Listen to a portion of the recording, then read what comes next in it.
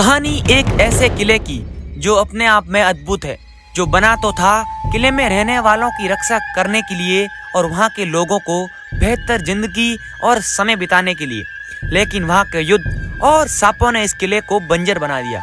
इस किले का नाम भानगढ़ है और आज के समय में यह किला राजस्थान के अलवर जिले के राजगढ़ गांव में मौजूद है।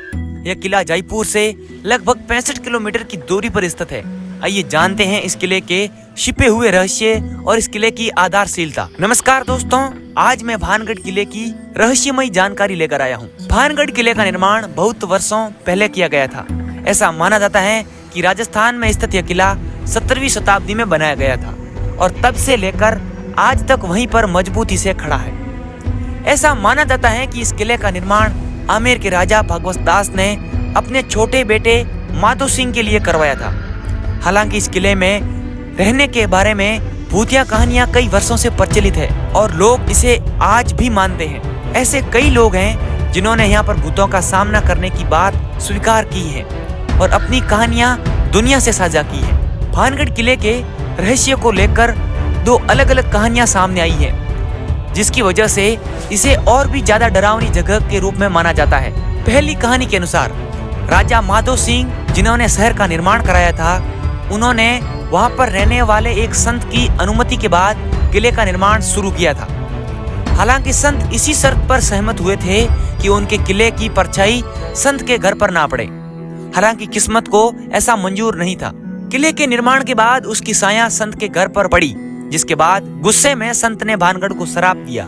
इसके बाद पूरा शहर तबाह हो गया और तब से इसे भूतिया किला कहा जाने लगा है। दूसरी कहानी राजकुमारी रत्नावती के बारे में है। ऐसा माना जाता है कि राजकुमारी रत्नावती बहुत ही सुंदर थी। उस वक्त वहां रहने वाले एक तांत्रिक का दिल राजकुमारी पर आ गया था, जिसके बाद तांत्रिक ने राजकुमारी को काला जादू करके अपने वश में करने के बारे में सोचा। ऐसा करने के लिए तांत्रिक ने राजकुमारी को एक ऐसा पेय दिया जिससे राजकुमारी उसके वश में आ जाए। हालांकि राजकुमारी को शक हो गया और वह तांत्रिक की इस चाल को बेहद आसानी से समझ गई। इसके बाद तांत्रिक को मौत की सजा सुना दी गई और उसने अपनी मौत से पहले भानगढ़ को श्राप दिया था। इसके बाद से भानगढ़ पूरी तरह से तबाह हो गया। यहाँ बताई गई कहानियां आपको मनगढ़ंत जरूर लग सकती हैं, लेकिन वहाँ रहने वाले लोग आज भी इस पर बहुत ही ज्यादा विश्वास करते हैं और इन सारी बातों को मानते हैं और किले के आसपास जाने से भी कतराते हैं। शाम के बाद भानगढ़ किले में जाने की इजाजत बिल्कुल भी नहीं है, इसलिए शाम होते ही वहाँ के दरवाजों पर ताले लगा दिए जाते हैं और अगले दिन सुबह होने पर ही इसे खोला जाता है।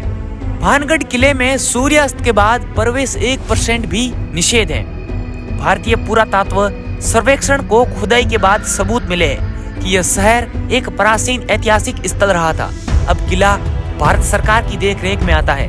किले के चारों तरफ आर्कियोलॉजिकल सर्वे ऑफ इंडिया की टीम मौजूद रहती है। ASI ने सूर्यास्त के बाद किसी के भी यहाँ रुकने को प्रतिबंध कर रखा है।